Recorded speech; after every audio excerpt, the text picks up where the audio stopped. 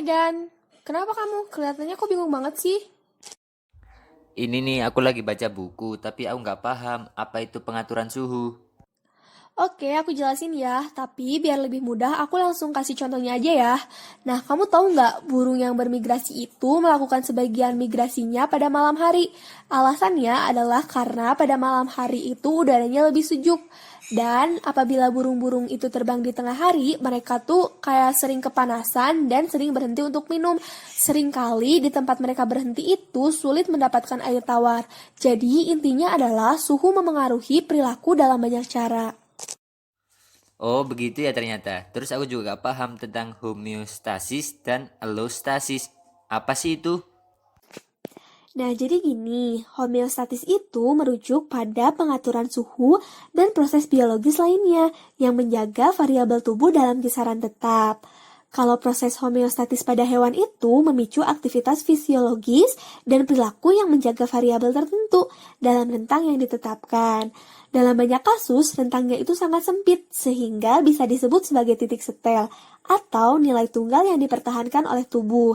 Misalnya nih, jika kamu kekurangan kalsium dan konsentrasinya di dalam darah mulai turun di bawah titik setel, yaitu 0,16 gram per liter, penyimpanan di tulang kamu akan melepaskan kalsium tambahan ke dalam darah. Nah, sebaliknya, jika kadar kalsium dalam darah naik di atas 0,16 gram per liter, kamu akan menyimpan sebagian kelebihannya di tulang dan mengeluarkan sisanya. Mekanisme serupa juga terjadi saat mempertahankan tingkat darah konstan air, oksigen, glukosa, natrium klorida, protein, lemak, dan keasaman. Proses yang mengurangi ketidaksesuaian dari set point ini dikenal sebagai umpan balik negatif.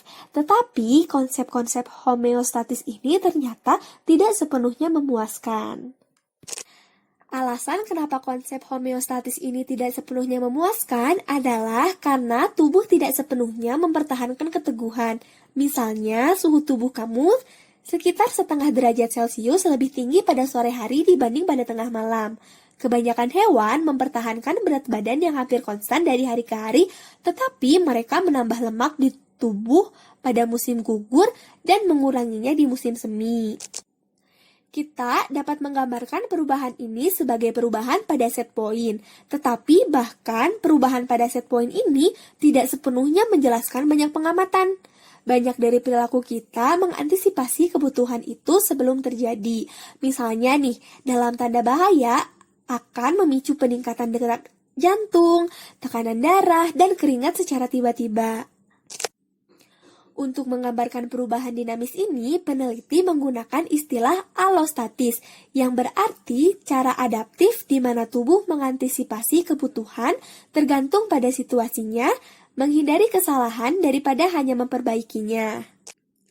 Homeostatis dan allostatis tidak bekerja dengan sempurna, karena jika mereka bekerja dengan sempurna, kita tidak akan mengalami masalah seperti obesitas, tekanan darah tinggi, atau diabetes. Lalu bagaimana dengan mengontrol suhu tubuh? Mengatur suhu tubuh itu memiliki prioritas yang tinggi loh secara biologis. Karena untuk menjaga suhu tubuh, kita menggunakan 2 kali lipat energi daripada energi yang digunakan untuk semua aktivitas lainnya. Nah, suhu tubuh kita sebagian besar dihasilkan melalui metabolisme dalam sel adiposa coklat. Sel ini membakar bahan bakar seperti otot, namun melepaskannya sebagai panas bukan sebagai kontraksi. Lebih lanjut, kita akan membahayakan kesehatan kita jika tidak minum dengan cukup untuk menggantikan air yang hilang karena berkeringat. Jika kamu berkeringat tanpa minum, kamu akan mengalami dehidrasi. Dan jika hal ini terjadi, kamu kemudian melindungi tubuhmu dari air dengan lebih sedikit berkeringat. Namun, kamu akan beresiko mengalami demam. Beberapa mekanisme fisiologis juga meningkatkan suhu tubuhmu di lingkungan dingin, salah satunya dengan cara menggigil. Untuk bertahan dalam dingin yang ekstrim, kita menjaga suhu tubuh dengan menggigil, mengalihkan aliran darah dari kulit, dan masih banyak lagi cara lainnya. Oh seperti itu ya ternyata. Ya kayak gitu. Nah, Kayak yang tadi aku sebutin yang tadi ya, kan kita tuh menghabiskan sekitar 2/3 dari total energi kita untuk menjaga suhu tubuh nih. Nah, perubahan fisiologis yang mengatur suhu tubuh kayak menggigil, berkeringat, dan perubahan aliran darah ke kulit itu bergantung pada area di dalam dan di dekat hipotalamus loh, terutama hipotalamus anterior dan area prioptik yang terletak tepat di anterior hipotalamus. Nah, peneliti ini sering menganggapnya sebagai satu area prioptik atau hipotalamus anterior. Dan juga beberapa area hipotalamus lainnya mengirim output ke inti rape otak belakang yang mengontrol respon otonom seperti menggigil, berkeringat, perubahan detak jantung, dan metabolisme, serta perubahan aliran darah ke kulit. Terus, tadi kamu kan bilang tentang demam. Apakah itu bukti kegagalan mengatur suhu tubuh? Kayaknya nggak gitu deh, soalnya dari beberapa buku yang aku baca, demam itu menunjukkan peningkatan set point suhu tubuh kita. Tapi demam itu bukanlah sesuatu yang disebabkan oleh infeksi pada tubuh. Justru itu adalah sesuatu yang sengaja diproduksi oleh hipotalamus. Nah, kegunaannya sendiri adalah untuk menyingkirkan jenis bakteri tertentu yang tidak bisa tumbuh di dalam suhu tubuh yang tinggi. Selain itu, sistem kekebalan juga bekerja lebih kuat pada suhu yang meningkat, sehingga dapat meningkatkan kesempatan individu untuk bertahan hidup dari infeksi bakteri. Tetapi nih, demam di atas sekitar 30 derajat Celcius itu kalau pada manusia lebih berbahaya daripada saat kita tidak demam. Dan demam di atas 41 derajat Celcius itu akan mengancam jiwa kita. Kayak gitu. Oh, jadi seperti itu ya? Ya, kayak gitulah sekiranya. Oke deh. Oh iya, kamu tahu nggak sih strategi manusia untuk mempertahankan jumlah air yang dibutuhkan? Nggak tahu deh kayaknya. Kayak gimana sih itu? Jadi gini, strategi manusia untuk mempertahankan jumlah air yang dibutuhkan adalah jika kita tidak dapat menemukan air untuk diminum atau jika air minum terasa aneh, maka kita akan mengkonservasi air dengan cara mengeluarkan urin, berkonsentrasi lebih tinggi, mengeluarkan keringat, dan merespon otonom lainnya. Pada banyak kasus, strategi yang kita terapkan lebih mendekati adaptasi berang-berang, yaitu jika kita minum lebih dari jumlah yang kita butuhkan, maka kita akan mengekskresikan sisanya.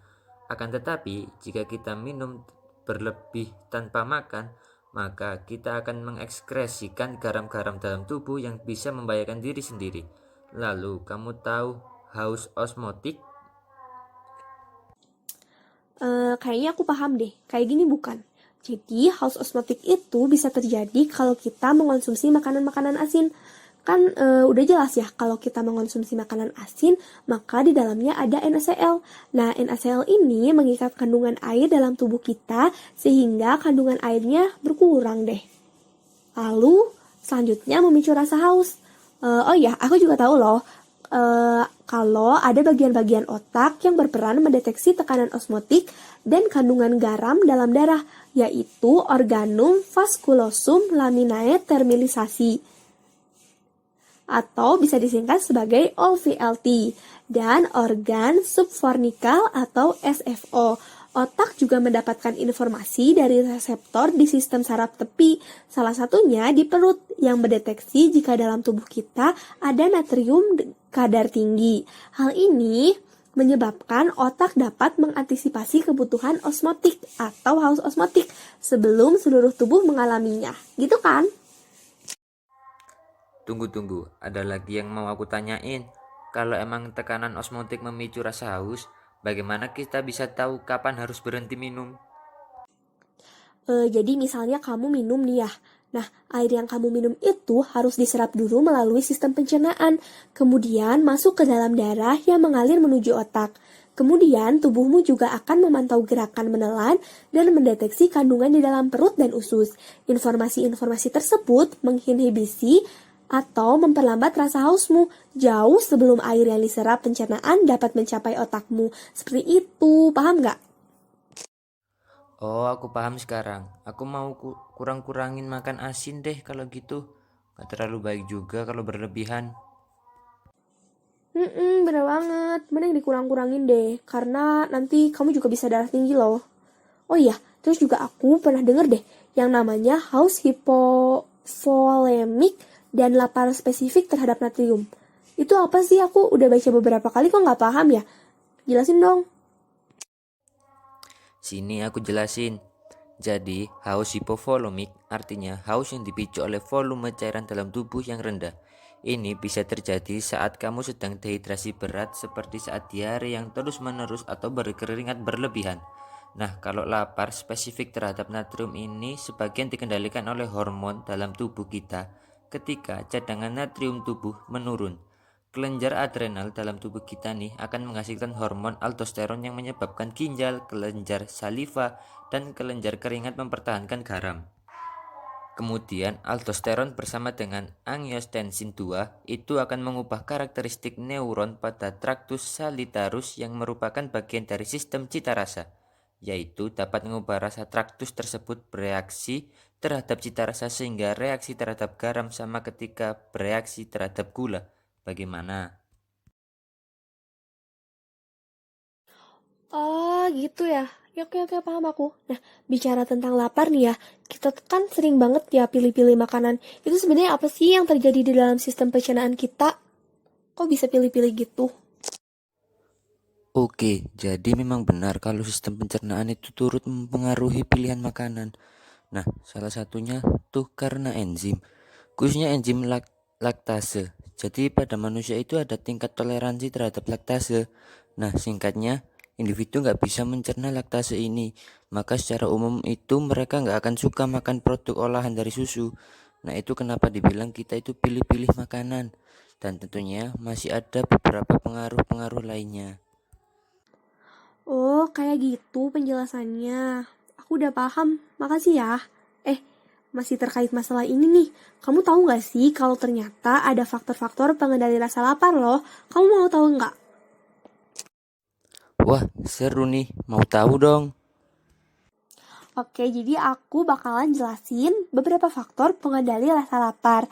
Nah, yang pertama adalah rasa kembung pada perut dan usus. Jadi gini, perut dan duodenum yang mengembang itu akan menyebabkan rasa kenyang. Dan nantinya perut tadi akan menyampaikan sinyal kenyang ke otak melalui saraf vagus dan juga saraf splanchnic. Nah, selanjutnya kalau yang terkait duodenum nih, makanan yang tercerna di duodenum nanti tuh akan menghasilkan beberapa peptid loh. Salah satunya adalah koleksitokin atau sisika yang akan mengurangi porsi makan dengan beberapa cara. Salah satunya adalah dengan penutupan otot sphinkter oleh sisika. Jadi akibatnya nanti makanan yang kita makan nggak akan bisa ngalir dari perut dan jadinya perut kita nanti akan terisi lebih cepat. Nah, selanjutnya yang terakhir ini ada keterkaitan antara glukosa, insulin, dan juga glukagen. Jadi gini, kalau kadar insulin kita tinggi nih, maka tubuh kita tuh bakal masukin gula darah ke sel secara cepat. Akibatnya apa? Akibatnya ya kadar gula darah kita bakal turun dan rasa lapar kita meningkat meskipun kadar insulinnya tinggi. Nah, kalau kadar insulinnya terus rendah, maka jumlah darah yang masuk ke sel pun akan sedikit meskipun kadar gula dalam darah itu tinggi. Akibatnya individu akan makan lebih banyak karena sel-selnya tuh kelaparan. Contohnya pada penderita diabetes gitu. Aku ada pertanyaan yang menarik nih buat kamu. Menurut kamu, nih ya, gimana cara otak memutuskan kapan kita harus makan atau seberapa besar nih porsi makanan yang harus kita makan? Pertanyaan menarik nih. Jadi gini, sebenarnya tuh nafsu makan kita bakal tergantung dengan beberapa faktor, seperti cita rasa makanan, penuh atau tidaknya perut dan usus, serta cadangan lemak dalam tubuh. Dan hal-hal tersebut juga pastinya nggak bakalan terlepas sama kondisi kesehatan, suhu tubuh, dan faktor-faktor lainnya. Nah, peran otak di sini itu adalah memutuskan apakah lapar ini lebih bermanfaat daripada kenyang, kayak gitu.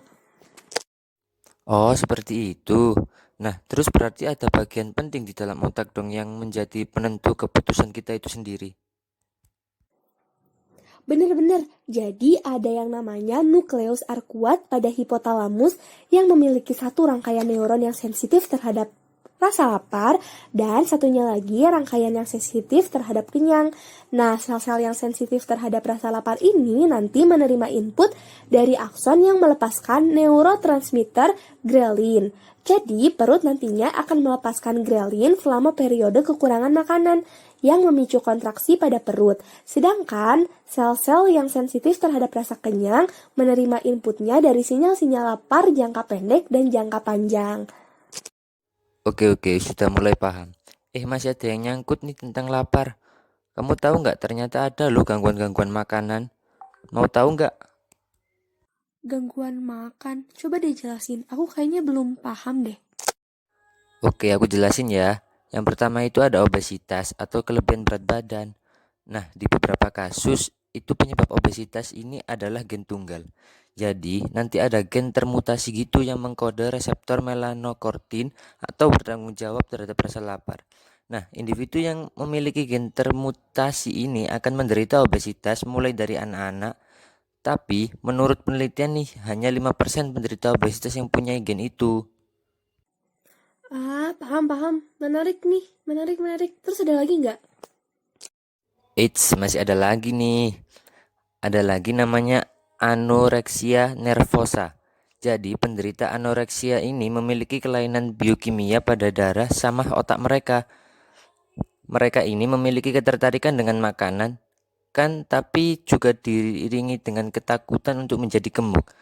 Terus ada lagi namanya bulimia nervosa, yaitu kondisi di mana seseorang itu berganti-ganti perilaku nih, antara diet ekstrim dan makan berlebihan atau sebaliknya. Nah, terkadang nih mereka ini juga memuntahkan kembali makanannya setelah makan dalam porsi besar loh. Ngeri juga nggak tuh?